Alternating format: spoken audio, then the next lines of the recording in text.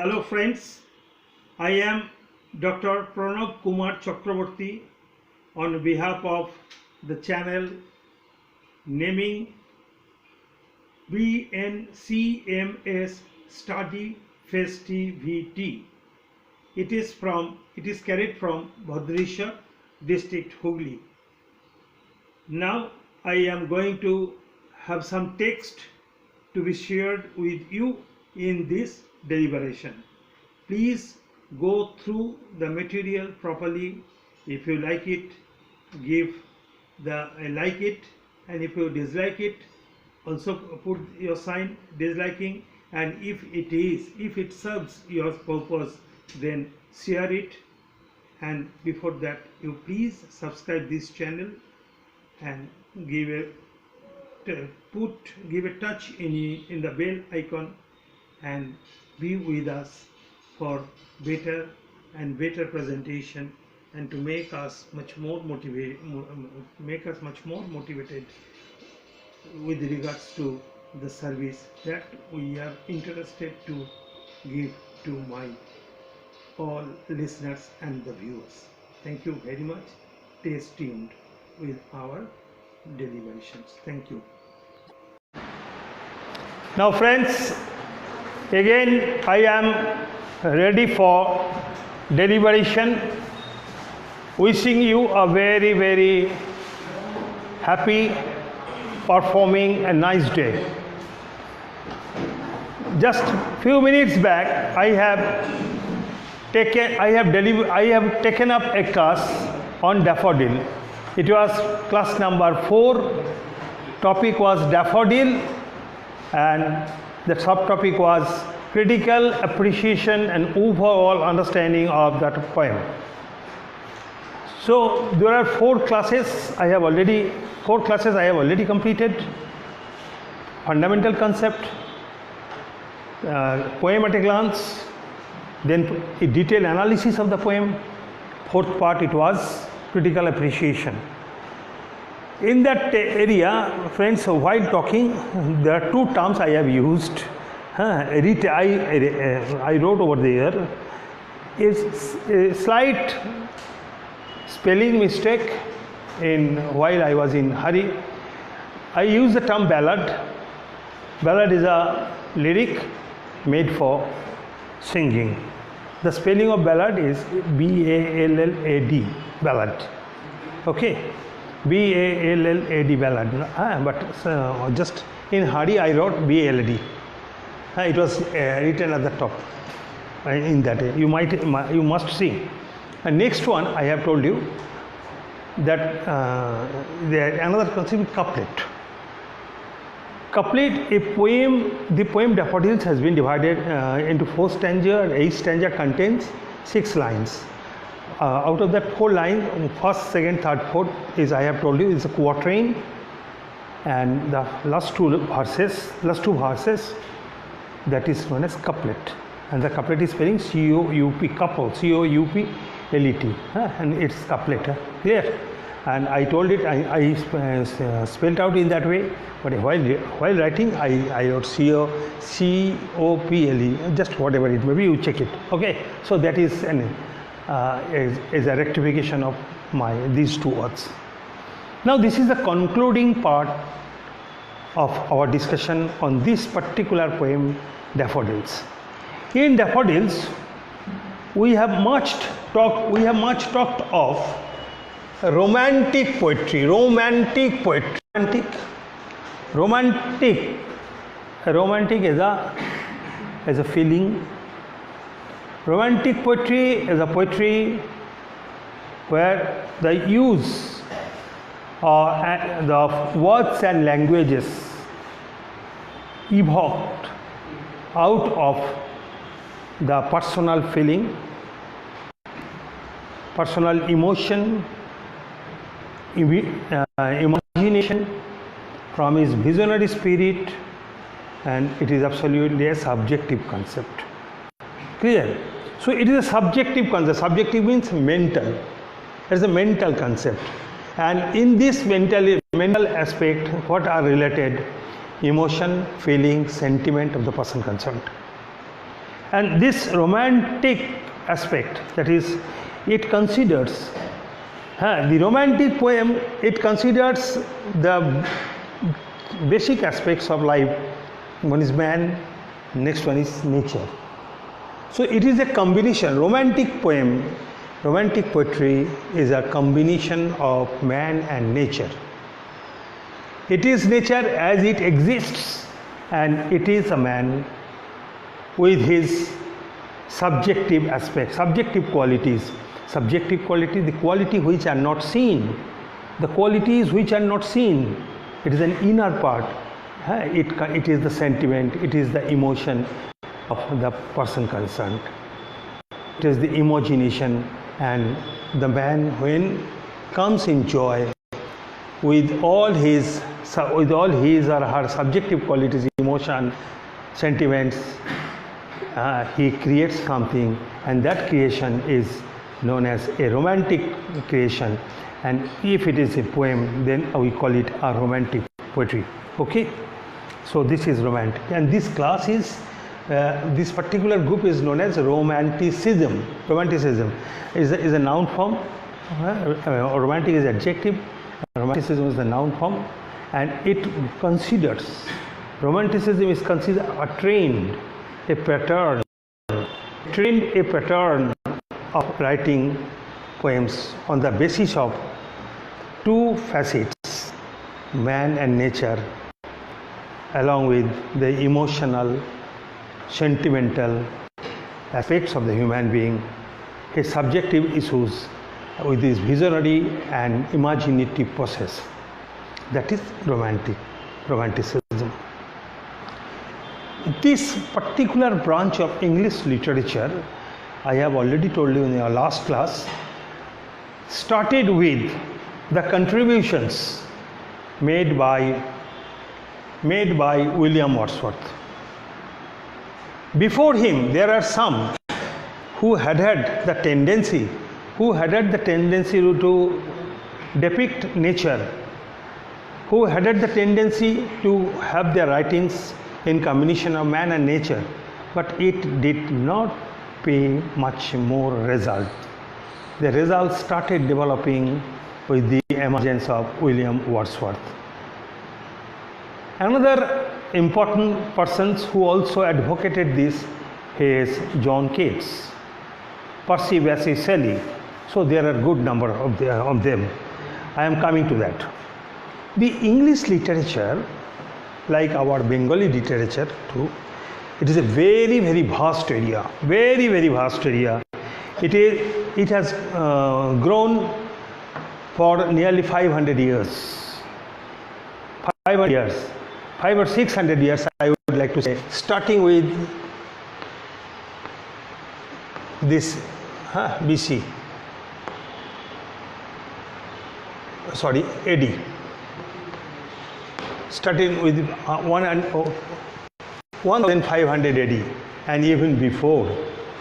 Before this part, before this English literature, there were huge performance in Latin, in Greek, okay, and these English fellows have borrowed a lot of those ancient performances and then creations.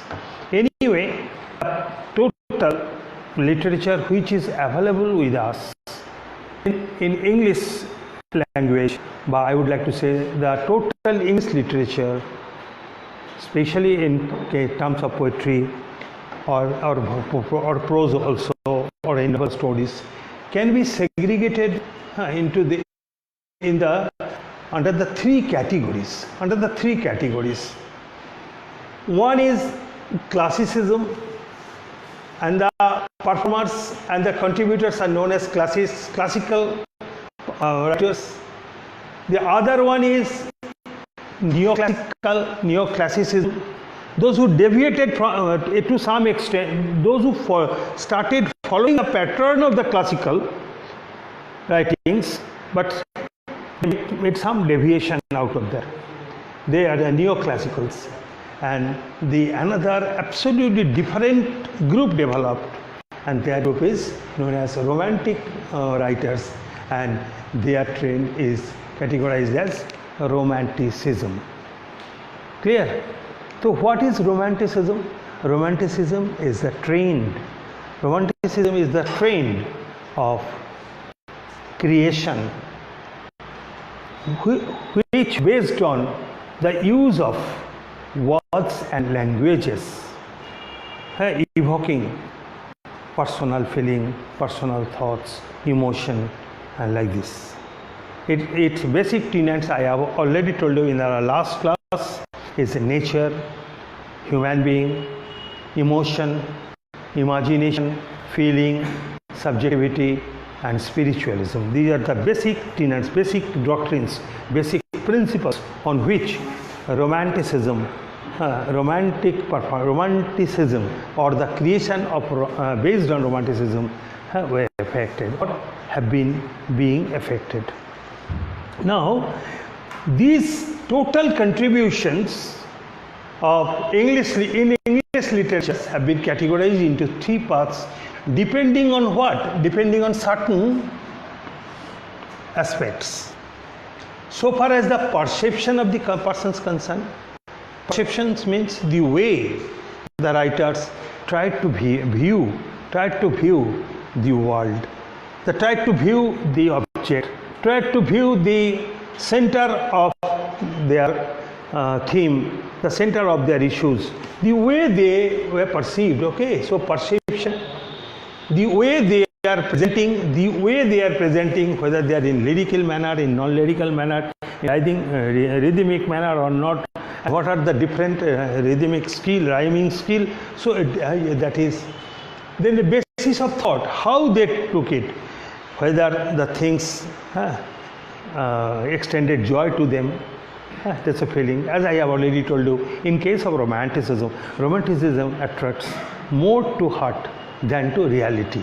Okay, so those who are concerned with the based on reality, that is known as objective aspects. On the objective means the day-to-day things, the rational aspects. Okay, so but they were concerned with the thoughts. Now the angle of imagination, the way you are imagining, okay, your imagination, the process of your imagination, the basis of your imagination, the way of your imagination governs your writing material, the nature, character, and the depth of your writing materials. And then priority and emphasis. Priority means giving preference to one in comparison to other. Say nature is also there, but some people are also there. If you are more concerned with the people, then you are in one group, and if you are giving the basic priority to the nature, you are in some other group, or you are giving the priority to both, not only the man but also to the nature in collaboration of that. So that is another trend. Okay, so it is that priority, it is their emphasis, and it is those are the basic influential factors. The factors which are influencing, the factors which are influencing your thoughts, the material aspect or non-material aspect, tangible aspect or non-tangible aspect, invisible aspect or visible aspects, which are governing you while you are thinking, while you are choosing words and languages to evoke, to have your metrical composition or non-metrical composition. That is another factor. So these are the basis. On the basis of this, the total English literature they are segregated into three important categories.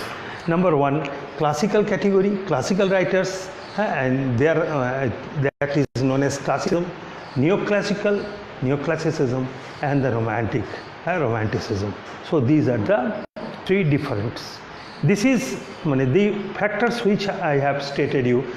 This is absolutely my own thoughts. This is absolutely my own thoughts as I have perceived.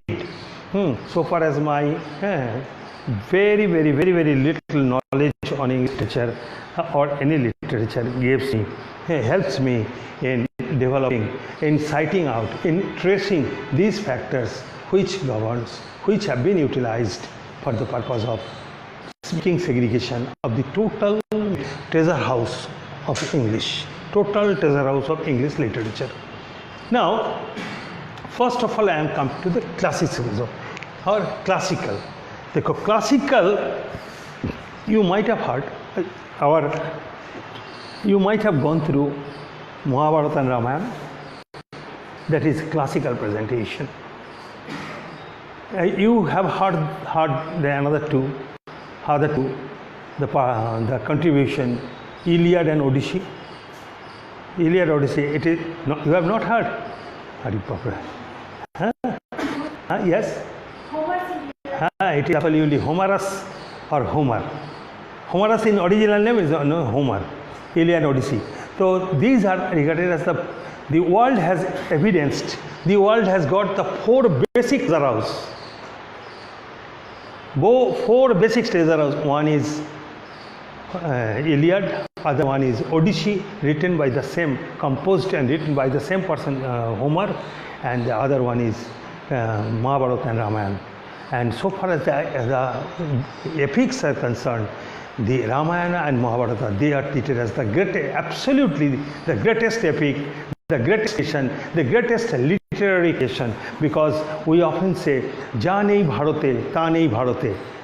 Ja nei bharate, ta nei bharate. What does it mean? Ja nei bharat. Here Bharat refers to Mahabharata. Ta nei bharate, Bharat. Bharat not Bharatvarsha, but in the world. Actually, in fact, what is stated in the Mahabharata was the lifestyle of our thousands and thousands of years back. The elements stated over there are the traditional, eternal elements of life. That is why Ramayana and Mahabharata are treated as the best epics, and we, the Indians, and we, the advocates of these two books, should be proud of listening that we, the Indians, should take pride. We should take pride on these two gravest and most valuable contribution of our ancestors.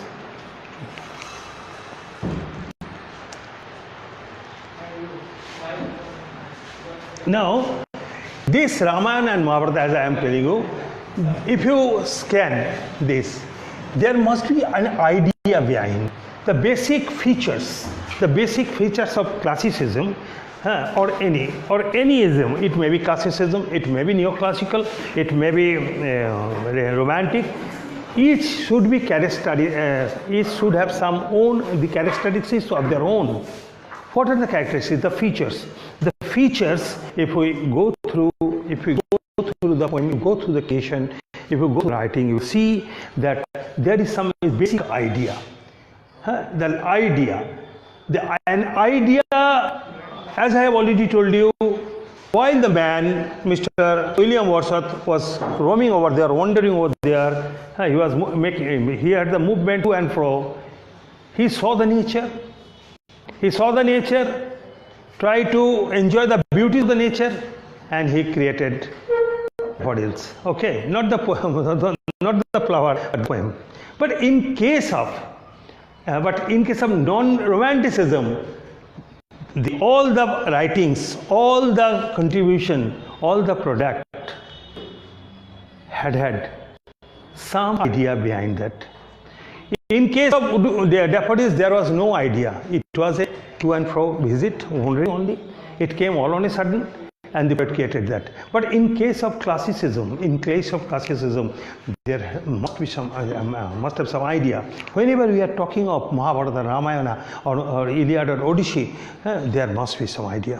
Whenever you see the contributions made by William Shakespeare, whenever he is writing Julius Caesar, when he is writing Macbeth, or whenever he is contributing any other aspects, then you see that the thing is that there must be a pre-idea.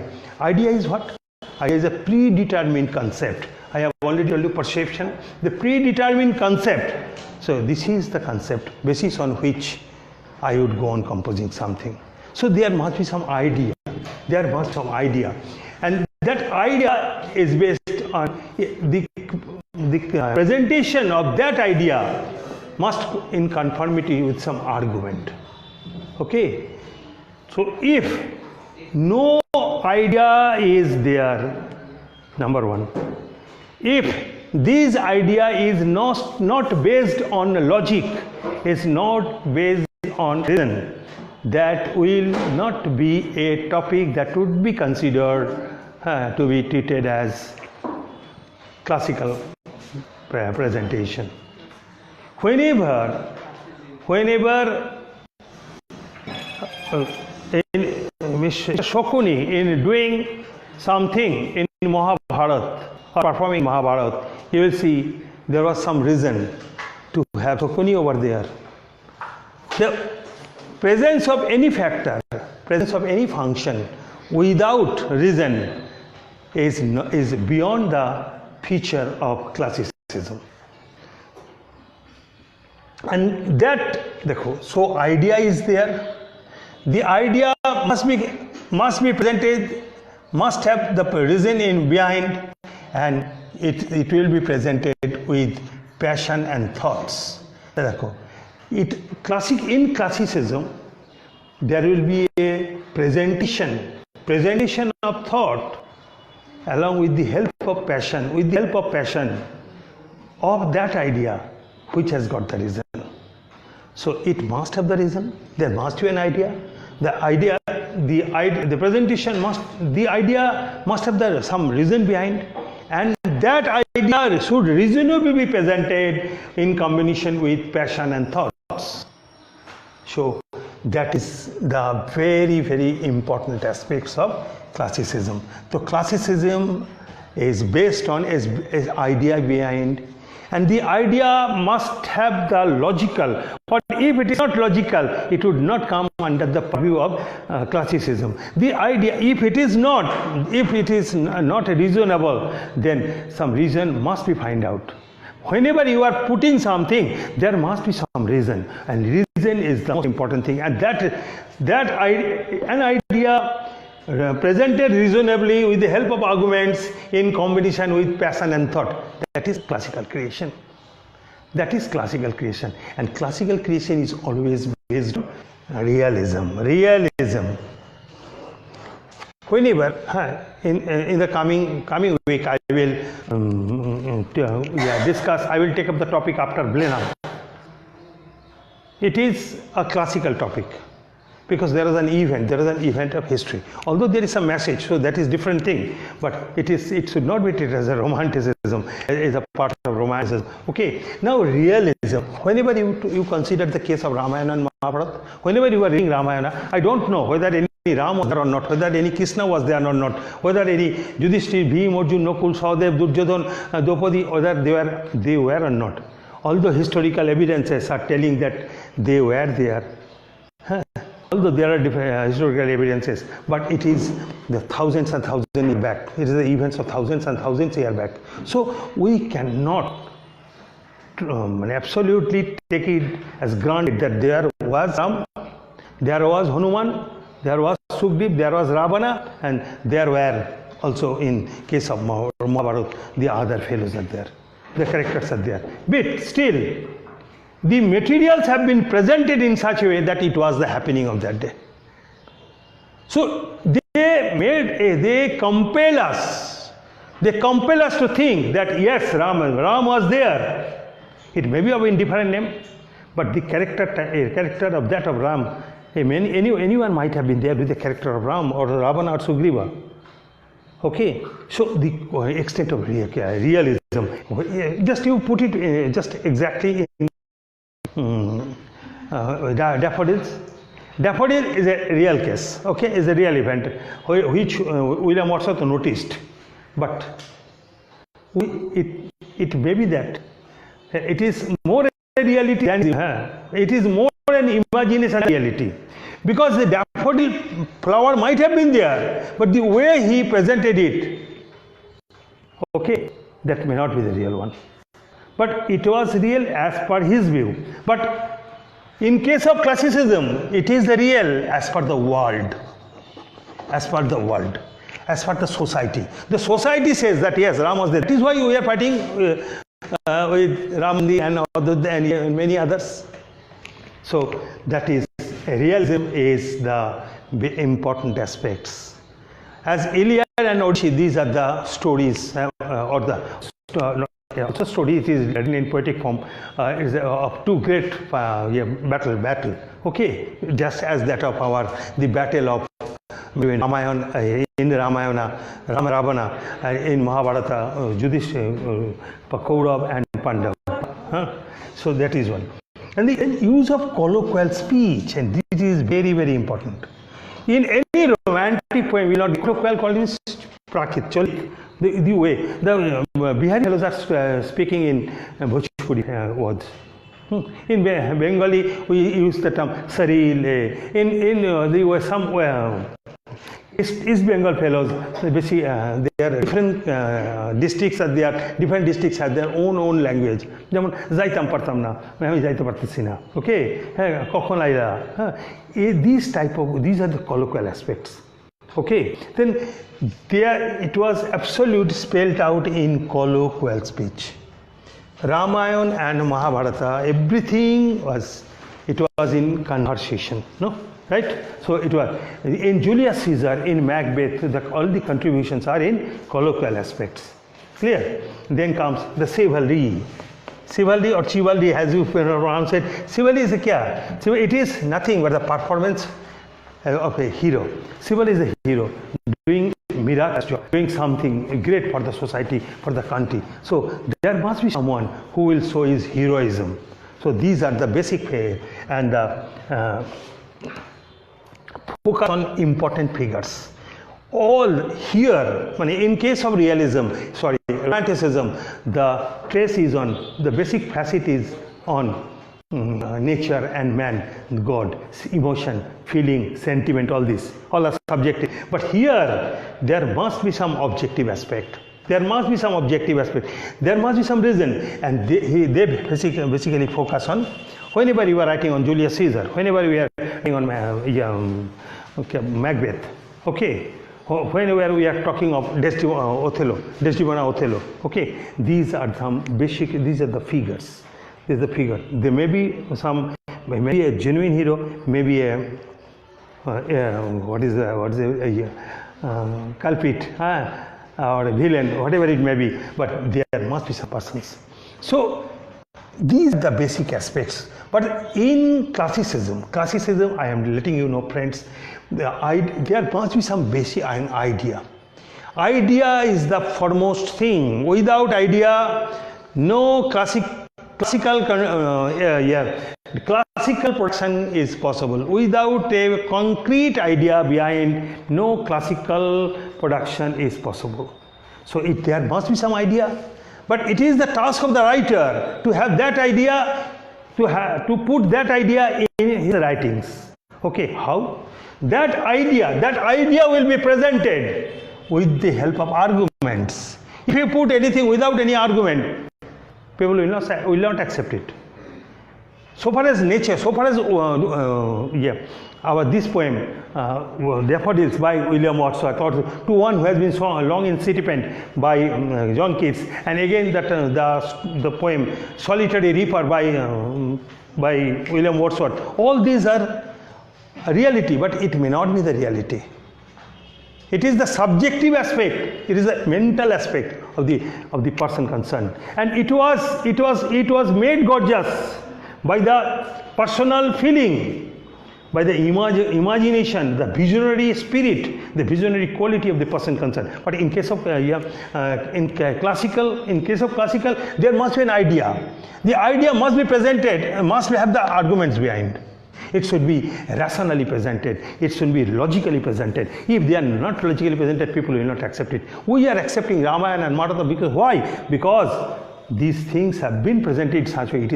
It was there. Okay, and not only that, what are the facets of Mahabharata? If we scan the base Mahabharata is our day-to-day affairs. And what has been stated in Ramayana and Mahabharata, we are getting, all the materials are being used by the scientists all over the globe, other than the Indian scientists. We are talking, we know about the bombastra used in Mahabharata, and this bombastra is nothing but the missile of our missile today. So the clue must have been given. So that is the idea.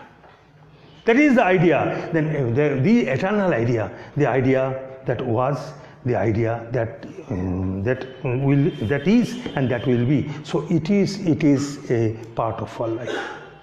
So that is the idea, is the thing, and that idea, the quality of the material, classical contribution will depend on how that idea has logically, cordially, and reasonably presented, okay, with the help, with the combination of passion and thought. And this issue must have a real. So friends, sorry for the interruption. There was some technical problem in my beautiful set, although it is not beautiful. Okay, so it has some problem. And problem is at time of my deliberation. So please bear with me. So now I am continuing. Okay, then so this is the thing I have told you. So realism and use of colloquial speech. The thing is, classically is always, there is no much more decoration. The things are presented in such a way as you are talking to each other. So that is colloquial, and it concerns with some facts of the huge performance by the heroes. Julius Caesar, okay, as a good performer, and the story of the performer is presented, okay, in the creation. And so chivalry and the presentation with regards to the performance, functions, attitude, qualities of that fellow. So these are the basic facets, these are the basic areas, basic features which would basically can develop material which can be treated as a classical presentation, a classical contribution, and the thoughts behind, the tendency behind is known as, the group is termed as classicism. And here I am giving you, you can get the list in Wikipedia. I am giving a list of some persons you have already heard, I think, they are Dante Alighieri.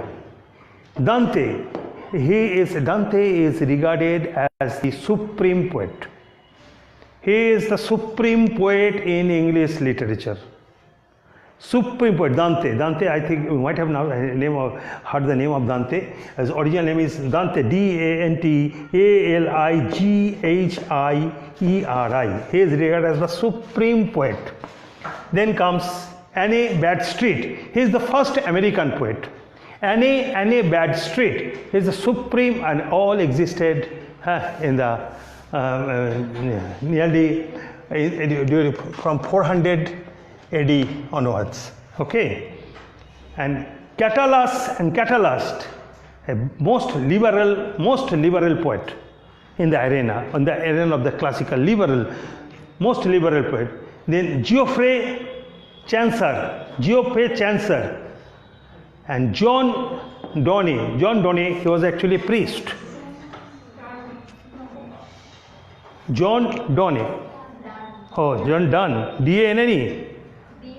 D-O-N-N-E. Oh, John Donne. As you pronounce. Okay, the pronunciation may be different. As John Donne. John Donne. He was a priest. He was a clergyman. Right? Clear? And then Homer. The great epics, Iliad and Odyssey. Actually, his name is Homerus, H-O-M-E-R-U-S, Homerus. Edgar Allen, and then William Blake. Okay, they are the. I am happy that here are some of the teachers are here who can help me in making my deliberation beautiful. Okay, thank you. Achha. Then, so the list is very long. Sorry, friends, I cannot write all these things. So you can take the list with the help. Go through Wikipedia, you will get the full list. Okay, clear. Achha. Then comes the other group. So this is all about classicism or classical writers. Then comes neoclassicism. Neoclassicism. Neo means in Bengali is nobbo. Nobbo means neo classicism. So classicism is there, where there is some deviation from that. जैसे father, they ran from Jadov family. Okay, Mr. X Jadov. He may be an Y Jadov, but he more or less having the same trends. But they are having the same trend, but there may be some deviation.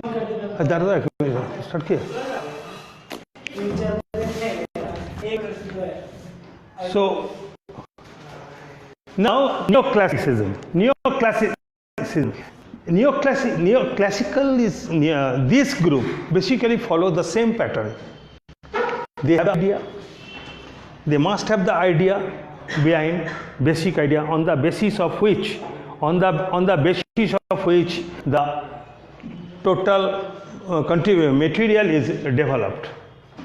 And again, it is presented with the help of reason, reasonably presented. There must be some hero or figure who would be presented in the writing. So, in spite of all this, there are some features. They are written in much more elevated, in some elevated way. A time was there, the classical writers did not pay much more attention to the moral and intellectual aspect of their contribution. They only considered, just you take it, they considered, they had the idea is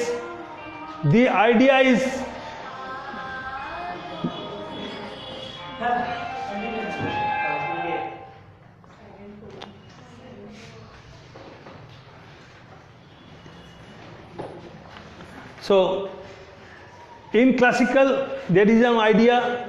The idea is reasonably presented with the combination of passion and thoughts. Here also it is.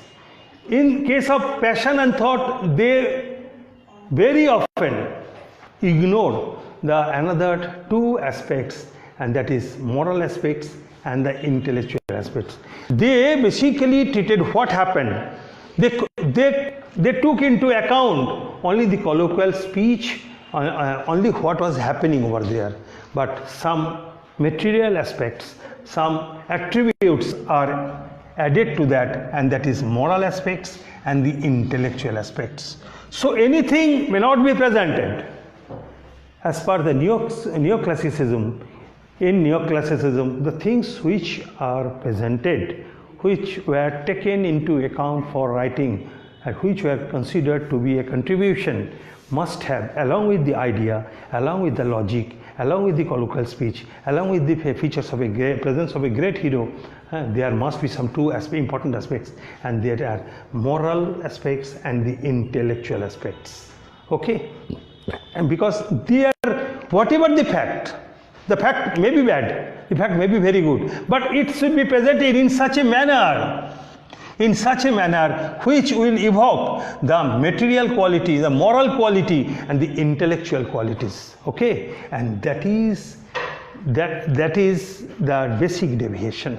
So with other things remaining constant in neoclassicism, the moralities and intellectualities got or have been getting much more attention. So that is a very, very important feature, and it is a deviation. Based on this, say we have this school, that is our classical school, say. Now this has its own structure, own present scope. Okay. Now if we go on the other two floors, there may be some modification, but the basis is this. Some modifications are there. Okay. And considering the height and beauty of this building, so that is neoclassicism. Okay. Some modifications in terms of morality, in terms of intellectual intellectual aspects. Okay, then it is the product of intellectual and reason. I have already told you. So classicism is absolutely a product of intellect. Only the idea, only the heroism, only the realistic or the realism will not suffice the purpose. There must be some intellectual aspects. So, and it is as an objective realism, mind it. Objectivity and realism. Oh, what is objective? Objective means what can be perceived, what can be tangible, what can be seen. That is objective. Objective is the reality. It is the realism. What is stated here? What is realism and objectivity is more than realism. Okay. So it is objective and it is far from emotion and personal feeling. Daffodils, to one who has been long in city pen, solitary reaper, all are the product of personal feeling of a person. It is the product of their emotion. It is the product of their sentiment. It is the product of the basic thoughts. It is the personal attributes. It is your mental aspect. So it is absolutely subjective. So there is a gulf of difference. This is the just North Pole South Pole difference between classical, neoclassical, and Romanticism. They are objective in nature. Classicism and neoclassicism, they are both objective in nature. They are based on reason. They are based on idea, but in Romanticism there is no question of idea, there is no question of realism. It may appear, it may not appear, but what the writers think, where from it emanates. When classicism, classical and neoclassical products come out of the reality, in objective world, in the real world, they are available, they must be available. But when in case of Romanticism, it is the perception, it is the view of the person concerned, it is the subjective aspect of the person concerned. When we go through Pandit Mosai or Mahesh by Sharat Chandra Chattopadhyay, then it is absolutely, you call it a subjective, in a classical or a neoclassical you considered, because there is no question of feeling and emotion. But when we consider the case of Ghore Baire is everything. Ghore Baire by Rabindranath Tagore, it is a classical presentation, okay, based on neoclassical approach. Okay, classical presentation of the neoclassical approach. Because there is some idea. The idea is the works of Netaji. There is some line of argument. Both persons are arguing. Okay, and it is presented logically. And what has been stated in Ghore Baire 100 years back is true today, and it will remain true in the days coming. It is absolutely a classical. Classical means present beforehand, present today, and it will remain. As case of Ghore Baire, in case of Rabindranath, as Ramayana and Mahabharata. So these are the classical. Okay, and now it is a product of objective. It is far from emotion and personal feeling. My emotion is saying something. My emotion was that I would like to say, what happened to Ashottama iti Gajo in Mahabharata. To me it is very bad. It should not be done. It is nothing but a treachery made by Yudhishthir. But so far as the context of the writings is concerned, so far as the facets of that total presentation, that was to be shown. Although I am not aware that when the writers were in favor of stating all this or not, because so far as their feeling is concerned, it was not good, but it has been shown good because in the context of the total story. Okay, so if the fight is there, your argument, logic, and the feeling will go out, your argument and objectivity will succeed. Okay, and so it is no passionate no passionate lyricism. Okay, in case of ethics and odds, there is no question of passion. It was the reality. Okay, the passion, lyrics. I have already told you in the last class, it is basically a metrical presentation. It is a metrical presentation evoking out of your emotion, feeling and sentiment, but there is no question of that. So only this is neoclassicism. Okay, in neoclassicism we are getting Alexander Pope. Alexander Pope, right, madam? So Alexander Pope, John Dryden, Jonathan Swift, Samuel Johnson, Molière, and Oliver Goldsmith. So these are some prominent contributors in the field of neoclassical literature. Clear? The list is very high. Go through Wikipedia, you will get all other things. Clear? Now then comes to our, then we are coming to our most talked Romanticism. I have already told you repeatedly that what is romantic poet, what is romantic poetry. In a nutshell, I am telling romantic poem. The basic tenets, the basic principles, the basic doctrines of romantic poet, which are nature and man. It is not the nature. It is not the nature alone. It is not the man alone. So they are the coin. They are the coin. You cannot consider head in absence of tail, or a tail in the absence of head. So there is a combination, nature and man. Nature and man. The beauty of nature was perceived by William Wordsworth. He is a man. The nature was there. So it is the perception of the particular person. So if I see the daffodil, if I go on seeing the lily or the padma or any other flower, I may not have that type of feeling. I will take the papers, I will come returning home, I will take the paper and go on writing. I may have. Okay. So it is, in case of Romanticism, the most important thing is nature and the presence of man. Okay. It depends on how the man perceives, the way the man is imagining. Okay, so it is the imagination of the man. The imagination comes from what? Comes from emotion, from sentiment. Your emotion, your sentiment, your feeling. How do I feel? In what way I am feeling? So my emotion, my feeling, my sentiment will help me evoking thoughts. It will evoke me in choosing words in the language of presenting these thoughts in some metrical manner, and some layers will be developed, some lyrics will be developed, and it will be your total presentation. I think I have tried to clear, and I think it is clear to you. So then I have already told it, the creativity and imagination. Just daffodils are there, words are there, bas.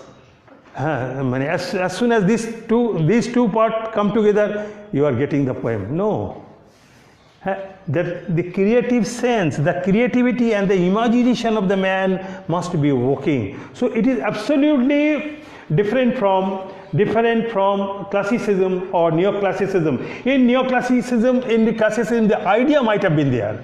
The idea is the basis of any classical or neoclassical creation. That idea is to be presented reasonably, logically. That idea will be presented with the help of arguments logically and reasonably in combination of passion and thought. Okay? With the help of some colloquial speech. Then and only then you are getting the classical. But in case of Romanticism, it is the man coming in touch of nature, the creativity of the man and imagination, and it also helps in and the man must be supernatural, beyond the rule of nature. So what nature is telling, what you are telling, so you must go behind that, the supernatural aspects. And the most important thing is it is absolutely a subjective means a mental state. Romanticism, when a man loves someone, it's case of affinity. Affinity comes from what? Comes from your mind. Affinity comes from your feeling. Affinity comes from your emotion. The person with whom I have no attachment, no feeling will come to on my part to be with him. So I will not go on thinking with regards to that fellow. If possible, I will try to avoid that. So it is affinity. It is affinity. Affinity results in feeling and emotion.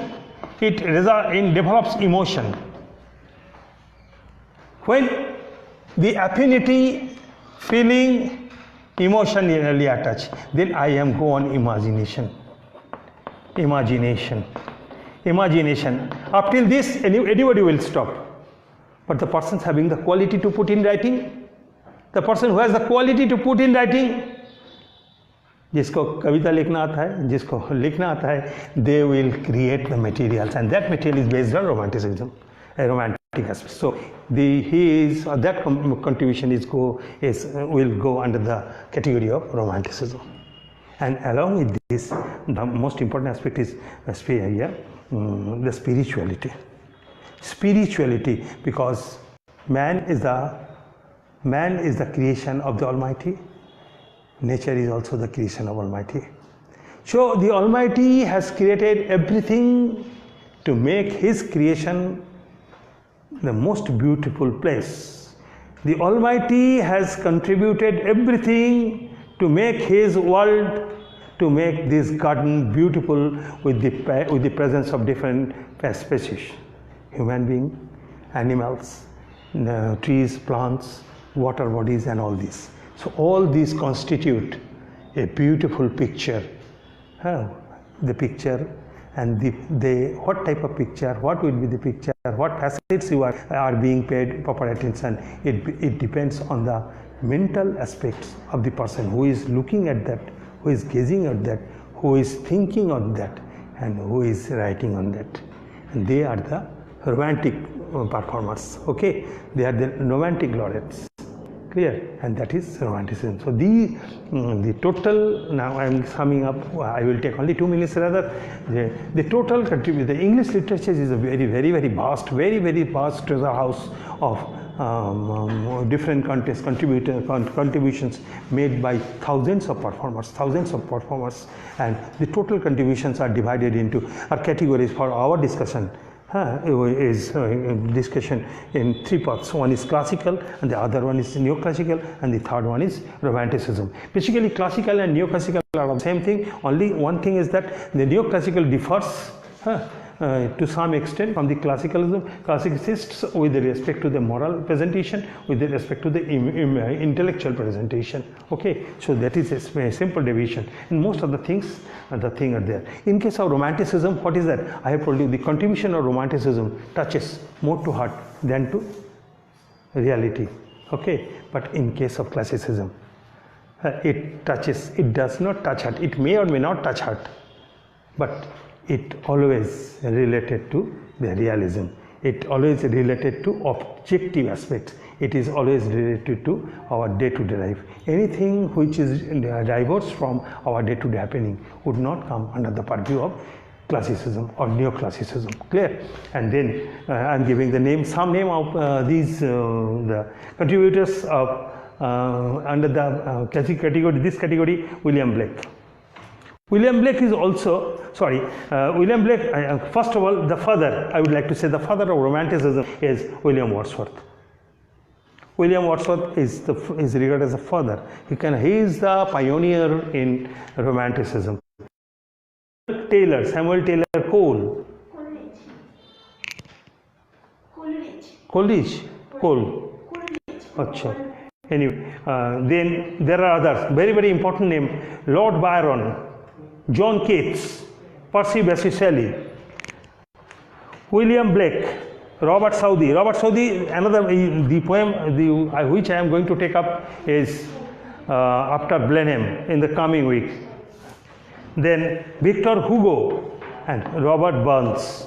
So these are some eminent romantic eminent contributors in the field of romantic poetry. Okay, so we are getting, I am again mentioning the name: William Wordsworth, Samuel Taylor Coleridge, Lord Byron, John Keats, Percy Bysshe Shelley, Robert Southey, Edgar Allan Poe is very, very eminent one.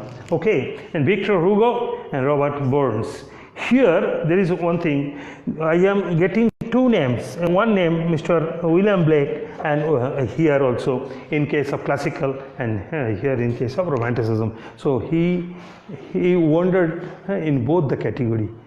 He had contribution as based on the classical based contribution, and he has romantic contributors also. And here I think you have heard the names. These one, Lord Byron, those were the fellow from English literature. Lord Byron, he only lived for 36 years. He came in this world in 1788 and he passed away in 1824. His contribution only in 36. So he stayed over here for 36 years. John Keats was the smallest one, was the youngest one to leave the world. He came in the world say in 1795 and left us in 1821. So he left only for 26 years. And Percy Bysshe Shelley, he also lived for 30 years. And he came in this world in 1792 and lives in 1822. And another, Robert Burns, he came in 1789 and lived this world in 1936. So they more or less lived this world only for either from 26 to 27 years, for 37 years. So their contributions are marvelous contributions. I would like to request my friends, if possible, if your time permits, if your energy permits, if your other activities also allow you to go through, please go through their contributions. But mind it, don't forget to go through the contributions made by your mother tongue. I would like to request the Bengali fellows to go through the Bengali literature. It is the best resource, best treasure of resources. It is the contribution of the English was made by the huge group of persons from all over the different European states and American also. But Indian Bengali literature is absolutely made by the very tiny place, comparatively tiny place. But the literature which we have, praiseworthy. I am very happy that I am an Indian, I am a Bengali fellow, because we have huge treasure house. And if you want to go through, you please go through, because it will give you the knowledge, starting with where I can't say, ending with where I can't tell you. We have also our Keats and Byron, like Jivanananda Das and Sukanto. They also lived for a very small number of years. Okay, so and also in Hindi, friends' contribution, the storehouse is not so strong, but still beautiful contributions are there. And my thought is that whenever you are reading English literature, you must pay proper attention to your own literature. For the Hindi speaking fellow, Hindi language literature should be gone through, and also the Bengali fellows, I must request each and everybody, be it in the Bihari or non-Bengali speaking fellow, non-Bengali speaking fellow, please go through all the literatures. Okay. So, and the students of Bholanath Chakrabarti Memorial School, they are having the opportunity to go through Bengali. Non-Bengali students have the opportunity to go through Bengali for 5 or 6 years. 3, 4, 5, 6, 7, 8.